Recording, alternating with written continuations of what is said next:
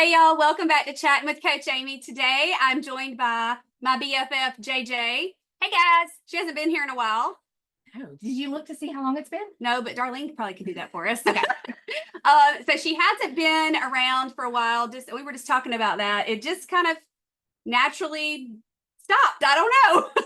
I started focusing on sharing my client stories, and then Darlene would come in and we skipped a lot. There are a lot of weeks I didn't have a podcast because life, and I didn't have time to record. But this is for everyone who has no idea, this is JJ, my best friend. And do you want to tell them like how we became best friends? Well, so we met in Bible study, and she put up with me as my small group leader. I was talking too much. She was pregnant with Lily. So that was 17, almost 18 years ago. Yeah. We just kind of go by Lily because we don't really remember when it started. Right. But she was pregnant with Lily, and we were getting closer because I wasn't at Lily's birth, but I was there for a lot after Lily's birth. Right. And then Lily and Wes, we got to give him kudos. But Lily's the one who clinched it, is how I became JJ instead of Jennifer. Yep. It used to really annoy me when people other than the Gaskins called me JJ. Like, it would make me mad. But we let other people know. It's fine. Yeah. It's been almost 20 years. We'll let it go. Yeah. When your preacher starts praying for you as JJ from the pulpit, it's just kind of over. But so I've been JJ for almost 18 years. Mm-hmm. Yeah. So it's been a minute. We've been through a lot of life. A lot. I was just actually talking about our friendship with my doctor. Oh, yeah? Yeah. And I was like thinking through a few things, and I finally just looked at her and went, life. We've just been through life. Yep. A lot of life. Yeah. Yeah. We have matching necklaces on. We do. Our mutual friend Kristen owns a jewelry store. You can see them. And I made a comment seeing one of these at her store, and it's a friendship necklace, and it's through thick and thin. So it's a thick bar and a thin bar. And I was like, oh, there's only one. Well, she immediately ordered a second. And the next time we came in, because we go in often together and buy crap that we don't need, but we need. Anyway, she was like, I have a present for y'all. And we're like, what? Yeah. So anyway, we both wore it without telling the other. Yeah. No. Sometimes when we are together, I will remember to put it on, but sometimes I don't. And then she has it on and I feel bad. And then I have mine on and she doesn't and she feels bad. So it's quite funny. I'm proud of us for both wearing it. We did it. So today is a special episode because JJ was diagnosed with breast cancer in September last year. Yes. September 9th? No, November 9th. I said September. I'm sorry. November 9th. November 9th. It's actually the day Wes and I got engaged. Well, there needs to be something good about the date. So that was a really tough day for all of us. And ever since then, she has said 11 times, I want to make a big post, or I want to start a blog, or I want to do a video and tell my story. And she is my person and came to my photo shoot that y'all have all seen my pictures. They're looking awesome. It was fun. It was so fun. So we got done and she said something about it again. I went, okay, will you just be on my podcast and tell your story? And she was like, actually, yes. Like, she didn't even hesitate. And I'm like, because I've been wanting to say that to you for quite a while. And I was like, she's going to say, you lost your mind. And so here we are. Yeah. And Jennifer has, of course, done things way differently than most people will. And her story is her story. I just want to make sure it's recording. It is okay. Her story is her story. Right. So the choices that she's made are not to make you feel bad. Right. Or pressure you into doing something you don't want to do, but be inspired. I know I have. Do I hate she's going through this? Yep. But maybe it's makes me cry. Maybe it's because of this podcast right now that one of you, I know, I got my that one of you could be diagnosed with something, maybe not breast cancer, but something, and say, well, shoot, if JJ can do this without modern medicine, I can too. And I just wanted to make that big disclaimer. If you've been diagnosed with breast cancer and you chose a mastectomy, you chose radiation, you chose chemo, right? That's your business. Mm-hmm. But this is her story, and it deserves to be heard and used, because otherwise Well, you don't know what you don't know. Yeah. So if you made a decision to do a mastectomy, chemo, radiation, whatever, with full knowledge of other things, and you chose that, more power to you. Right. But if you chose that route because you didn't know there were any other options, that's why I want to share. That's right. I want to share so anybody can make an informed decision. And my doctor and I just discussed this. Y'all, I don't do numbers. I don't normally throw them out there, but she just told it to me and I remember it. The statistic is 30%. Whether you do chemo, radiation, mastectomy, whatever, or alternative medicine or nothing, just nutrition, whatever you do, if you fully believe in it, your results are 30% more effective. Wow. So like if you're questioning it, not Yes. 100% sure, it's less. Because I mean, your brain, we are. Look at that. So I have full body goosies. we are complete creatures. God gave us a brain. I'm not into all this woo-woo stuff. I understand. I am a Christian. I am God believing. But he made our brains and our bodies to work a certain way, and they're all connected. It's just, and that can be tied to anything. It is right. It is absolutely crazy when you get down into the nitty-gritty of how our bodies work. So it's connected. And if you're sitting there constantly doubting what you're doing, that's good. But yeah, that's good. So, and before we get into all the details, the doctor I'm using right now is someone who is using both conventional, traditional medicine and alternative medicine. I'm staying on the alternative side.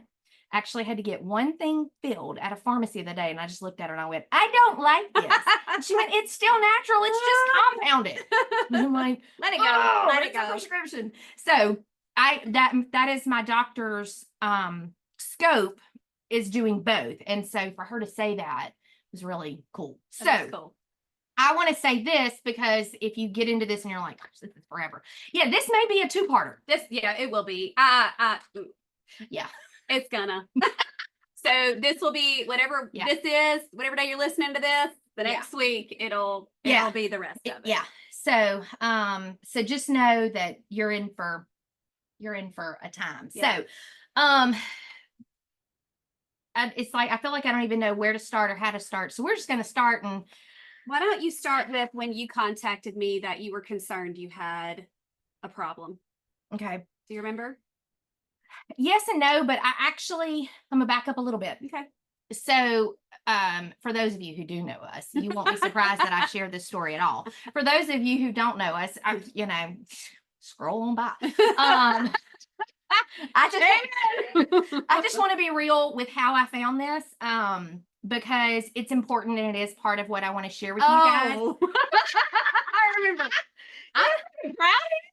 Well, it's real. So I'm so proud of you. First and foremost, paying attention to your body is so important. I'm going to talk about scans and things like that, but how I found it, because a lot of people are kind of surprised that it wasn't through a mammogram or thermogram or anything like that. I found it 10:30 at night. Google is not your friend, FYI. Okay. Because there is nobody to pull you off the ledge. Not me, because my phone ain't with me. She'd have to call Wes. I'm sorry about that. That's okay. I could literally call Wes and gone, hey, I have a problem with my boob. Put Amy on the phone. He would have quickly. Yep. But so it's kind of funny. I'm so proud of you for doing what you did and for talking about it. I feel like I have a halo. Go ahead. Okay. It's the Amy problem. Go ahead. So, in all honesty, I was trying to send my husband a spicy, not too much picture. Love it. And it's the internet, and I'm sorry I don't do that. So I was trying to send a picture that was, provocative for my husband, but not too much because it's the internet and nothing is private. Right. So I'm not going to even lie. I was. So I was like trying to do a picture, and I got mad at my boobs, y'all. I'm only 46, but I kept thinking I'm too small chested and too young to be saggy or why would they do what I want him to do? And I that's what made me focus on my boobs over and over. I kept trying to, because like I said, I was trying to send something that was cute, but not too much. Exposing all the things. Now I'm not into anything explicit, but this is my husband. If I want to send him a a picture, but like I said, it's the internet, so no. But you do you, man. You do what you want to do. So I'm mad at my boobs the whole time because like something wasn't right, and it was the right side. Something wasn't right. And so I'm at my mirror at this point. I'm getting out of the bath, out of the tub. I'm drying off, and I'm still mad at my boobs. And I'm having to look down as I raise my arm to dry off, mad at my boob and thinking about it. And I realize there's an indentation in my boob. A big one. Yeah. So, for those of you who can see with YouTube, it's literally like right here. Okay. So as I raised up, I'm drying off and I look down, fussing at my boobs, and there is a pretty significant indentation. And of course you're like, that's not good. And we have a friend, years ago who, how many years has it been since? For Joy? No, Adina. Gosh, 15? I would think. Yeah. So she had breast cancer, and she shared it with her friend and found out our symptoms were different, but it was still, it hit me in my head right then about her. And so I started feeling around, and I could clearly feel the knot, the tumor, the mass, whatever you want to call it. And so I start Googling, and Google will tell you you are going to die in 5 minutes. Okay. Just letting you know, you're going to die right then. So pay attention to your bodies. Maybe send your husband a spicy photo. But pay attention to your bodies. Amy and I have done thermography together. And that has its place and purpose. My thermography scan was clear. I have actually been reached out to by the people who run the thermography place, and I just haven't followed up with them. I told her I would. But they would like to talk to me and learn from my scans. Yeah, so we had thermography at the end of July, and she found this at the end of October, beginning of November. November 2nd was the night I found it. And I think that's right. Yes, November 2nd. And honestly, at first, I thought I had pulled something, messed up something. I helped with my daughter's family in Florida. But I had gone to Florida to help Emma and Caleb and his family move them very quickly out of their apartment. And it was a lot. And I really thought maybe I had just pulled something. Right. So I got scheduled for an ultrasound.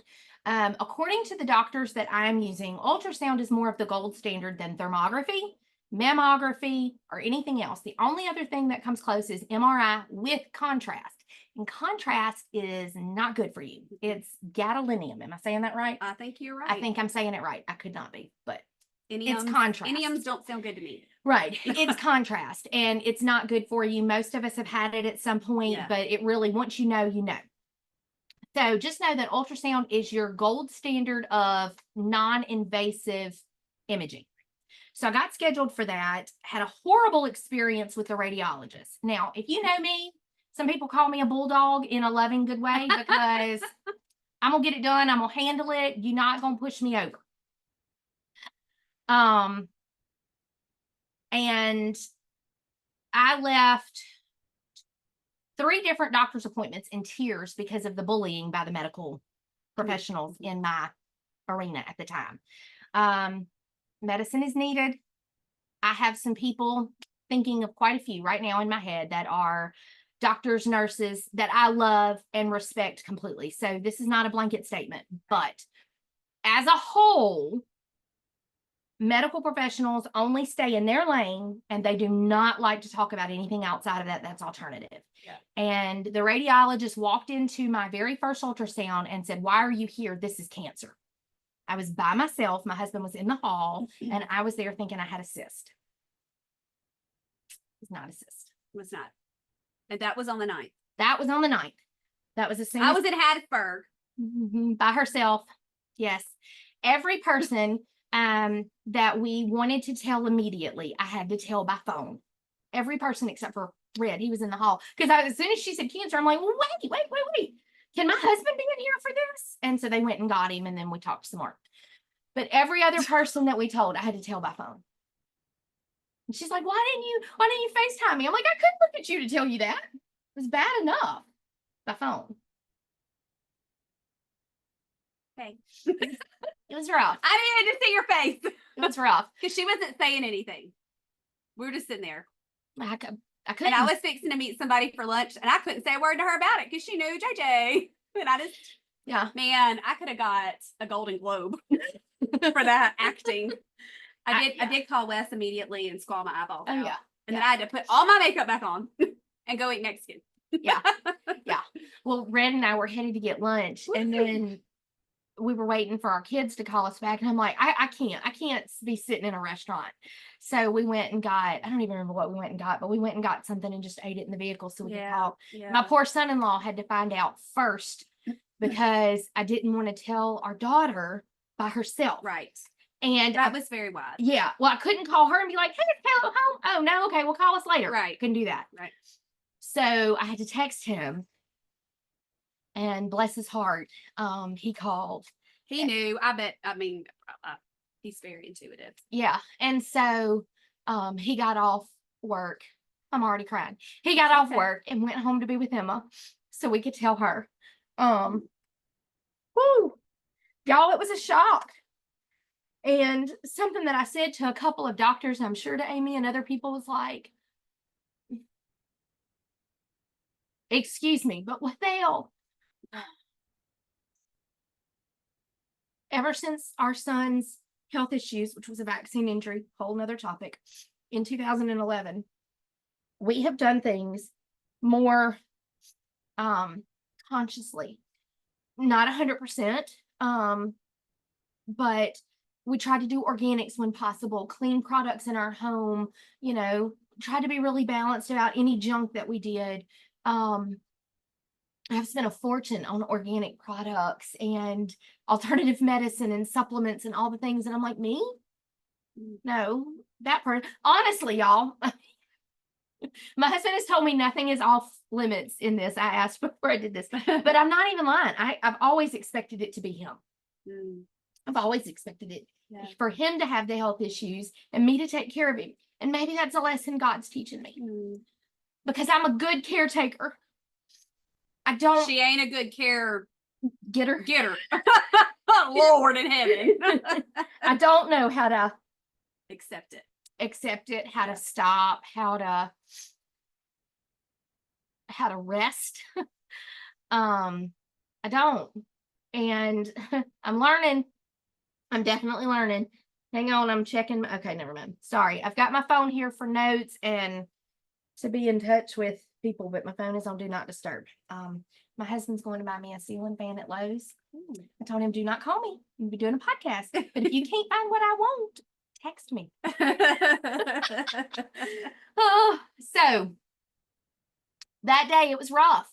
I mean, the radiologist berated me for being there getting an ultrasound, but the doctor that I contacted, y'all, she's a nurse practitioner, but she's legit medical nurse practitioner. She's brilliant. She's great. Love her dearly. I've had a relationship with her for years and years and years. Because of the symptoms, it was very tender. It hurt. What were we told? Cancer doesn't hurt. Wrong. We were told, both of us, because she checked with the doctor. I checked with my doctor. Oh, that's a good sign. That's a good sign. Cancer doesn't hurt. Y'all don't believe that lie? That was common acceptance. Cancer doesn't hurt. And so I went in very much thinking they're going to tell me this is a cyst. It's nothing. Y'all, my husband was planning to go to the deer lease, and I was planning to go blue jean shopping after the ultrasound. We were in separate vehicles and everything. And which it worked out in the end, but at the time it was like, what in the world? What am I going to do? Like, I felt like I couldn't function. I couldn't think, let alone anything else. And so, because my husband was with me and the radiologist was so forceful and just tried to scare the daylights out of us. And she had her own biases. There was some cancer history in her family. So of course her heart was in the right place. Her delivery was extremely wrong to the point that I almost reported her to the board. It was really bad, twice. But I asked, I'm thinking, okay, how do I get out of this room without them doing anything else to me? I need to talk to my friends who are in the know. How do I get out of this room? And so I'm like, what do we need to do to confirm this? And she's like, well, you need a mammogram. And I said, I don't want a mammogram. And she said, but that's what will confirm it. And I knew as soon as my husband heard that, I was going to end up with a mammogram. And so then I thought, I got him. It takes a while to schedule that.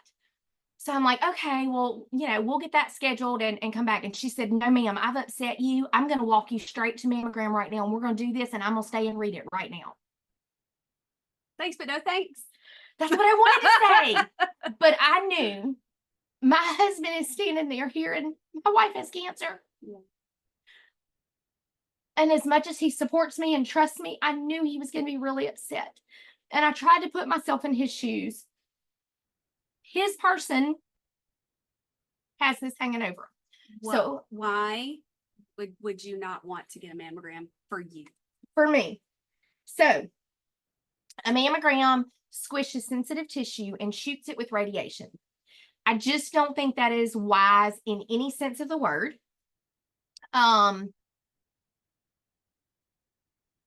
There are other methods. There are a lot of false positives with mammography. I won't throw anybody under the bus, but I have someone in my personal life that I love very dearly that has had a false positive, that's had to go in and have the markers put in, all that kind of stuff. There was nothing. And before you think, oh yeah, but now you have breast cancer, so that might have been something. My breast cancer, we've already tested it, is not the type that goes through familial links. It's not genetic. Mine's environmental. So there's false positives. There's radiation. Well, my breasts are super dense. So I would get all the red flags. If I had a mammogram. Yes. All of them. Yes. But I've had the ultrasound and they're like, you're good. Yes. And my daughter, well, I probably shouldn't have said that, but I have, so I'll finish the sentence. My daughter, because of me, they chose to go and have a baseline ultrasound done. And that was something that the ultrasound tech told her. Because she's very similar to Amy, and they told her a mammogram would do her no good, not to let anybody convince her of that. Now, this is an ultrasound radiologist tech, whatever they're called, who read her scan, who talked to her, knowing she was there because her mother had just been diagnosed with breast cancer. Now, my daughter is very young, but they haven't had children yet. So it's a great time to get a true baseline. Then she can do it later. But yeah, if you have dense breast, you're going to have some false flags. You're going to have some false positives, and it's just not. And that's just something you have to decide. We're not trying to sway you either way. You just need to know. This is anecdotal. That's the right word. How do you say that? Yeah. This is our story. Yeah. And it's our story because we adopted Camp and Knots. We did. We adopted those boys. And I still say that. I said something to my doctor. I was telling her, and I even went to say, and we adopted, and then I went, we didn't adopt anybody, but we adopted. Oh, we did. We did. Yes. So we do everything in the last 18 years together. Everything. Except for the day that she went to have the scan and they made her get a mammogram. Because I would have laid on top of her and not let them take her. I wish. But that's okay. I wish I had said, I need a minute with my husband. Yeah. And I wish I had looked at him and said, you're scared, I'm scared. I want to go and talk to these 3 people, and then I promise I'll do it if that's what I need to do. Right. I wish I had done that, but in the moment I didn't. Right. And so learn from that. Yes, you have time. 5 minutes isn't going to kill you. No. And 5 months, probably. Right. For most cancers, you've got time. And that's one thing I will say that I have learned with many, but that is you have time. You do not have to make a decision immediately. Right. At least take a week. Yes. Take time to pray about it. Take time to seek counsel outside of that doctor's office. And get second opinions, third opinions. Yes. And I'll touch on that second opinion thing in just a second. But I didn't. I'm telling you, they push you through with fear-based things. And I would say too, those people, that lady, she was regretful for how she treated you. She did apologize later. And was trying to give you special attention. She was. And, but they only know what they know. They only know what they know. And everybody, me, Amy, this radiologist, everybody has bias to one bent or another. Okay. And her bias is to what she knows, what she has experienced. My bias is to what I know and what I've experienced. And so on one hand, I can't blame her, but she's still in a professional setting that she handled things inappropriately on lots of details I don't even want to go into. I have a different radiologist now, and it's all okay. Took 4 tries, but we got it right on the 4th one. But just know that you do have time, because my mammogram showed nothing more than the ultrasound did for this specific breast. Did it show some things in the left breast? Sure, but guess what? We didn't ultrasound the left breast to start with. But when they did the mammogram, they did both. But the right breast, where the tumor is, it showed nothing different. And for 3 days, the radiologist argued with me, and I'm not stupid. I know my body. I know what happened. For 3 days, I burned.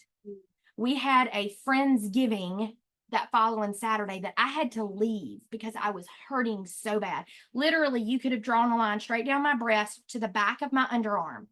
I burned. And it just, I mean, even the nurse practitioner that ordered the ultrasound, and then later wrote the order for the mammogram. Yeah, they did the mammogram even without a doctor's order. Like, she just pushed it through and got the order after. Wow. But that's how concerned she was. Right. She was wrong for the way she did it, but that's how concerned she was. So I'm not trying to throw her under the bus. Right. I just want you to know someone as strong as me, that's my experience. So you need to be prepared for pushback, and know that you can say, schedule me for next week. And then you have time to pray about it, think about it, cancel it, move it back, do whatever you want to do. Anyway, we went through that day, and I did write a blog post about that whole first day and how we found it and who we talked to and how we shared things. And I have it saved on Google Docs. It's technically on my website. It's just unpublished. Because I knew, this is why I kept putting it off. I knew that anytime I posted something, I was going to get a ton of feedback, a ton of questions. And there's so many things, even this far in, that I still can't answer. And I kept, well, I'll wait till I know this, or I'll wait till I know that. But Amy's right. If this can prepare you for something, let's do it now. We can always come back. And we are. When we get the all clear, we're coming back and doing this. We're going on a freaking awesome trip too, apparently. Yes. I gotta start saving my nickels. Yeah. In today's economy, I might need to be saving some dollars, not nickels. I like saying nickels. Nickels? Yes, lots and lots of nickels. So every time we gotta recover from New York first. Oh. We are going to New York. Woo! Yes, that's exciting. So that first day was traumatic, y'all. It was very much traumatic. And I want to move on from the first day, but I want to give a shout out. Yeah. You can do it. You can do it. You can do it.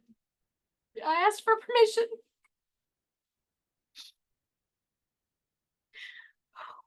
You can do it. You want me to say? Okay. No, I'll do it. So after we kind of started telling our kids and our family, y'all, my parents were the last to find out.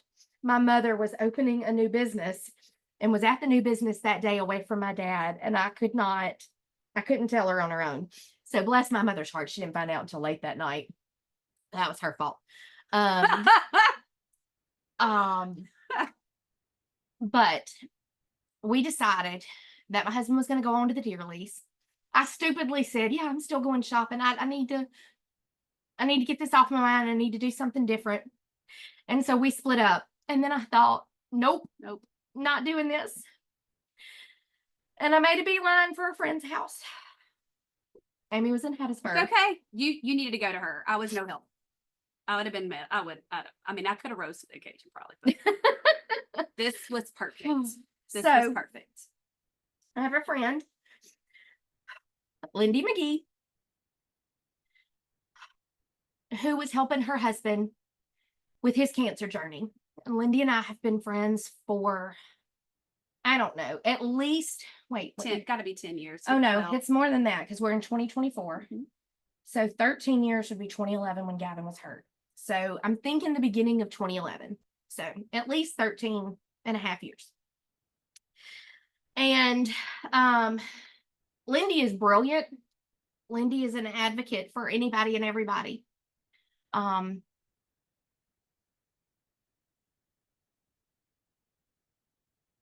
And her and Chuck, her husband, have been an amazing resource for me. And we just recently lost Chuck. He was doing amazing with his health, with his cancer journey. And he would have told you a few weeks before he passed that he had beat cancer. He knew his body well. He had been a bodybuilder for years. He knew his body well. He had been doing an amazing job fighting the cancer, doing well. They had even talked about doing scans to prove that. And he got an intestinal virus, bacteria bug of some sort. And his body was depleted from fighting the cancer. And this, whatever it was, it wiped him out. And we did lose Chuck right at a month ago. I don't even know today's date. And it's the 20th. So it's a little tender. But that day, I called Lindy and she didn't answer right away. Not uncommon. No. But I drove to a few feet basically of her house. I stopped at the store right next to her house and called again, and she answered, and she's like, "Come on, get here." And so Chuck welcomed me to the club that no one wants to be a part of. And over the last 10 months, I had a lot of time with Chuck and Lindy. Chuck was a huge encouragement and inspiration to me. To give this fight what I believe in, and to know that there is lots of options out there. I learned a lot from them. The first couple of weeks, I spent every other day there juicing. Yep. Every other day, I went until my juicer came in, and I just need to give them both the biggest shout out. And despite it all, I didn't have a close relationship with Chuck before. You know that. And I'm thankful for the time that we had over the last 10 months to get to know each other on a different level, for Lindy and I to get even closer. But to know that there are options, and I wouldn't know half the options I know if it wasn't for Lindy. Testing, doctors, just the confidence that there are alternatives and that there is hope out there outside of traditional medicine. Sorry. It's okay. Needed to say that, needed to get that out. But some would say, well, how can you be so confident? We've lost someone else locally recently.